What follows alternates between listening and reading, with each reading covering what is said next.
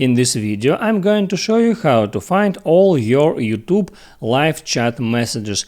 Yes, that's really possible using your mobile device, so let me show you how to do that, and let's begin. First, open up your YouTube application and here tap on your profile photo, and there find settings and tap on that. Here tap on history and privacy.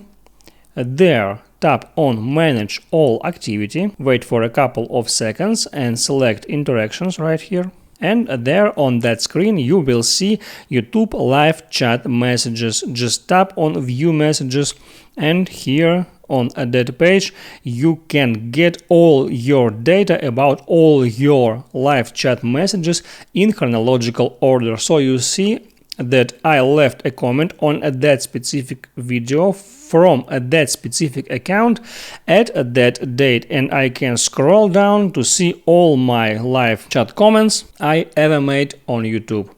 I hope it helps you, so before you go, please like and subscribe.